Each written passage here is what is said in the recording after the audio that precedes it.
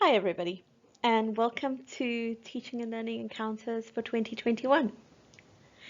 This year you are invited to a slightly different teaching and learning experience. Instead of your conventional academic presentations, we are hosting a series of open spaces which we hope that people will fill with conversations. Conversations that expand your mind, conversations that lift your heart, and conversations that enrich your perspective on the world.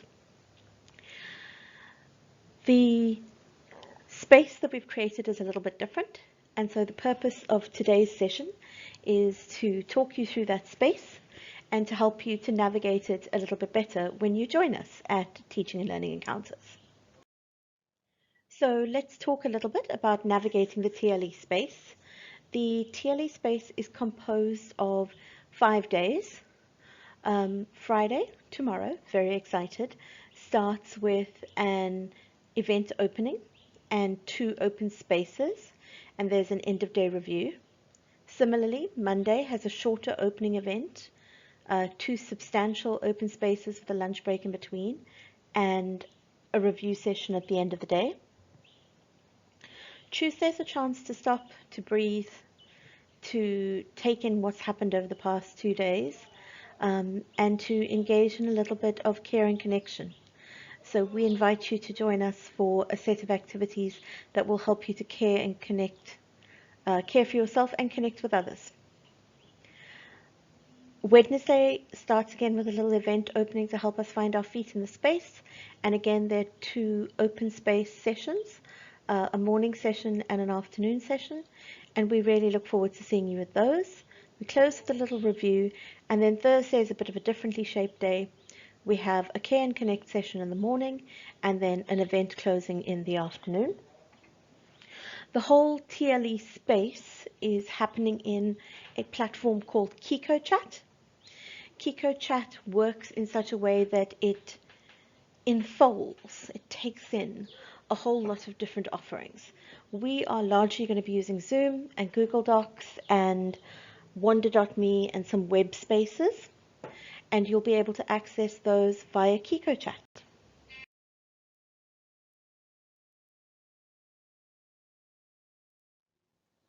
So I mentioned something about open space technology, open space approaches, open space methodology even, and that's quite an unusual concept and certainly a new concept within the context of UCT's teaching and learning events so far. Open space technology uses a participant-driven process to generate ideas, to help form connections, and to initiate points of action. It starts off with people agreeing to meet, which we've already done. So people agree to meet. Some people may want to pitch topics. We've asked people to pitch some topics in advance. So we have our various conversation hosts who've already suggested topics.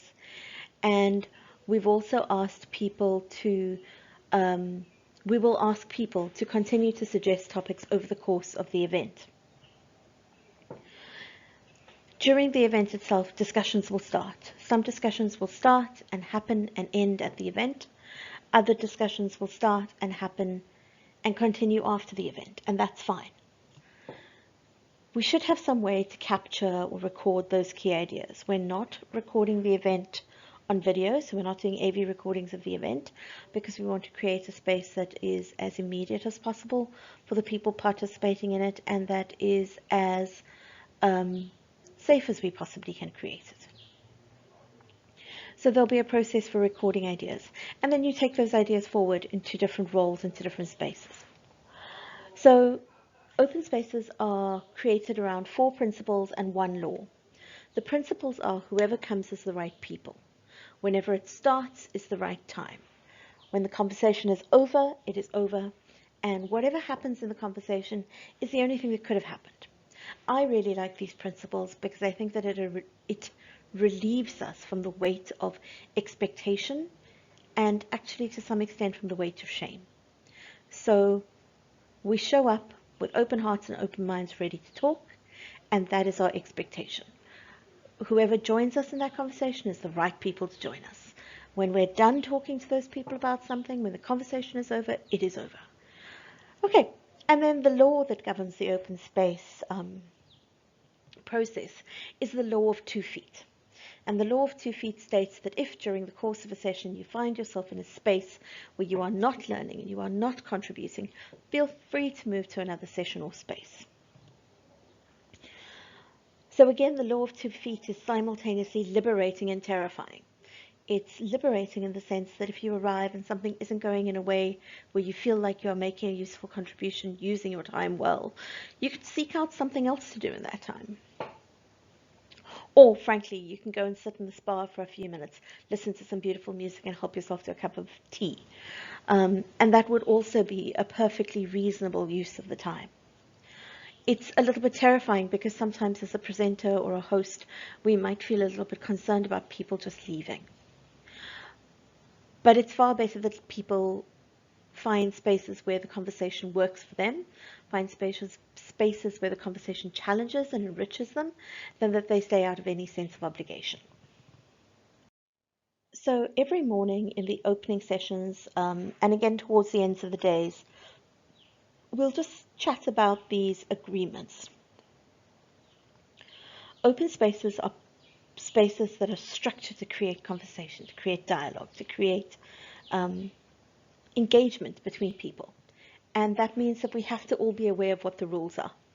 And so what we would like to do is we would like to offer to the group, offer to the community meeting on Friday, a set of agreements.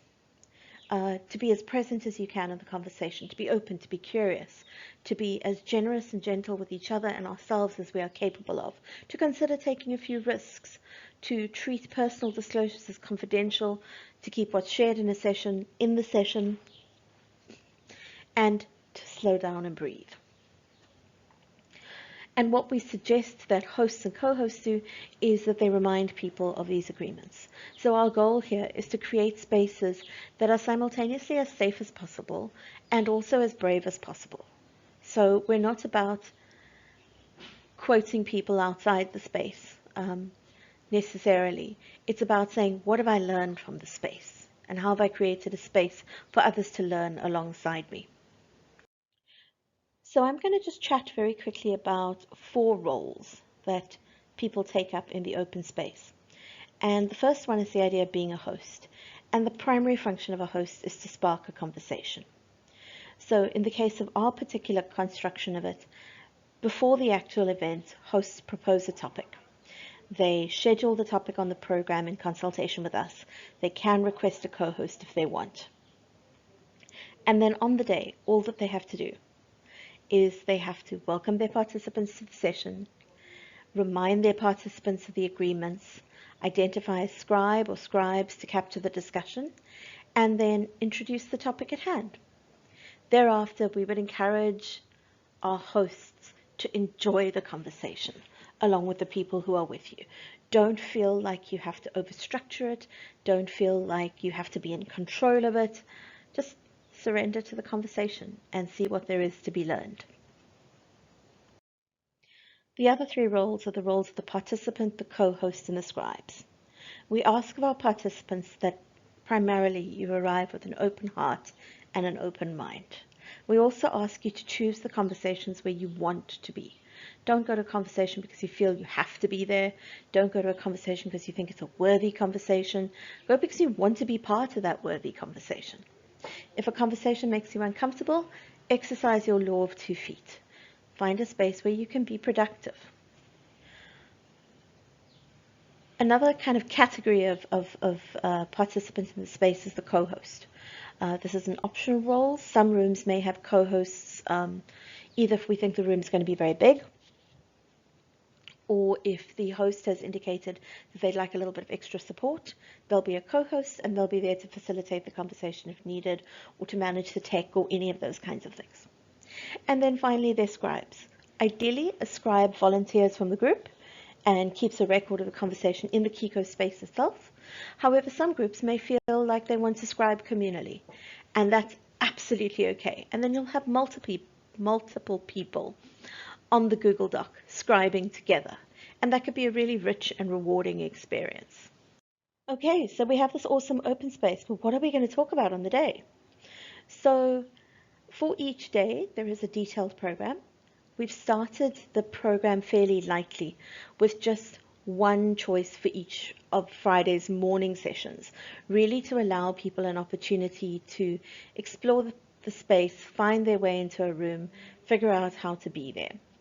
So there's a program that is available. You'll notice that at the moment it has an option 1 and an option 2. It may develop an option 3 if enough people suggest additional conversations that need to be had.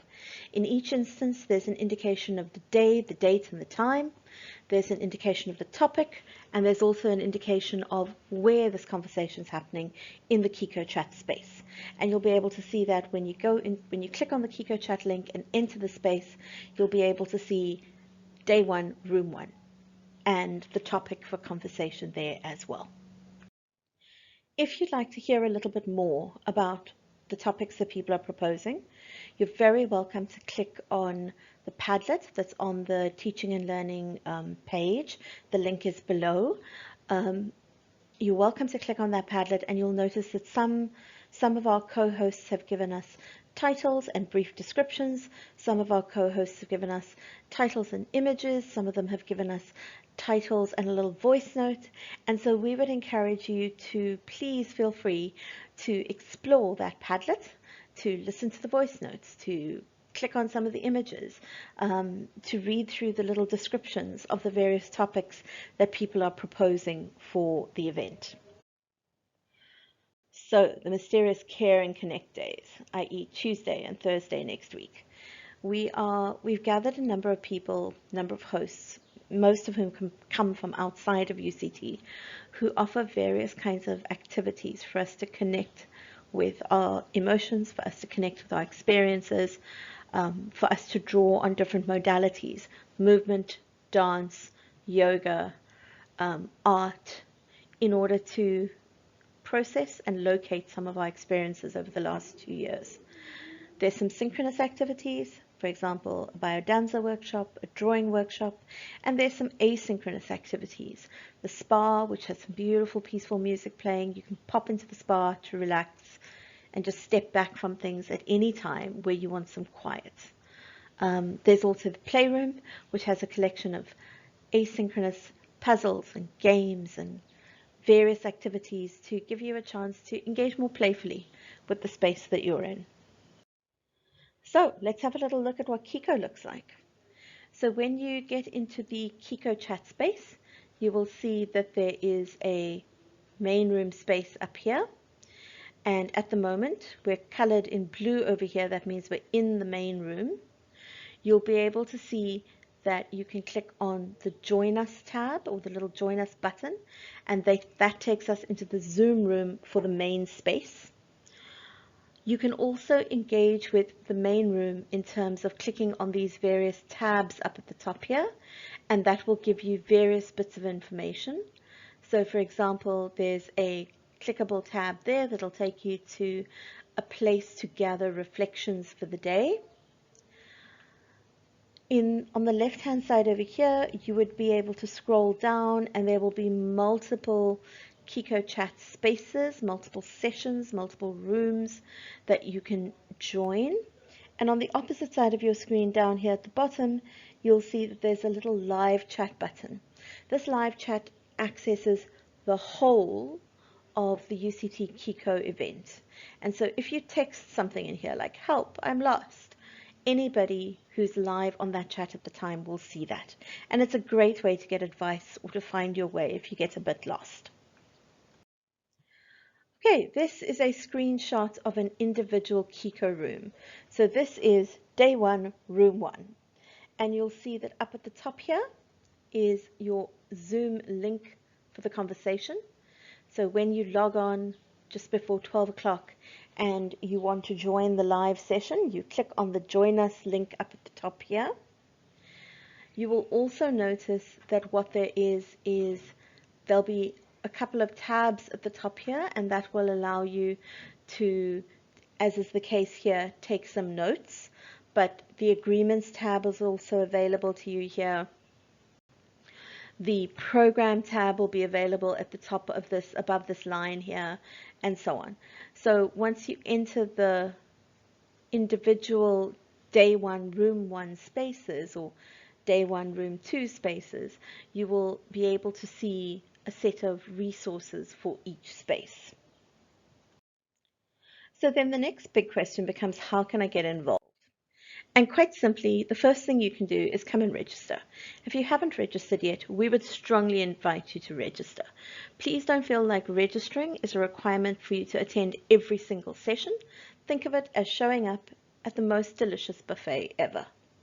So you have to pitch up at the buffet to decide whether or not you want to eat any of the dishes.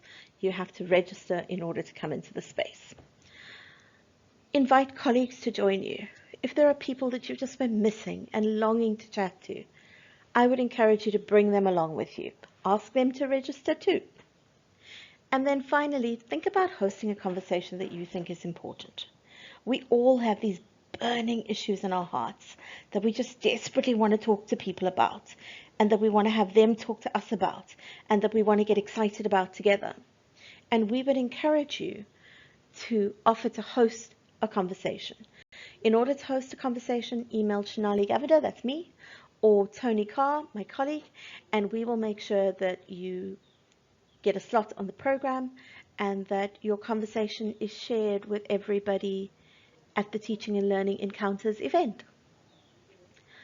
So, thank you for listening. I'm sorry it took a little while to explain. I do hope that we see you there. Have a lovely rest of your day, and please remember, you can register throughout the event. So if you only see this on Friday and you're like, oh no, I've missed the boat, you haven't missed the boat. You can still register. We will be adding people daily. See you at Teaching and Learning Encounters.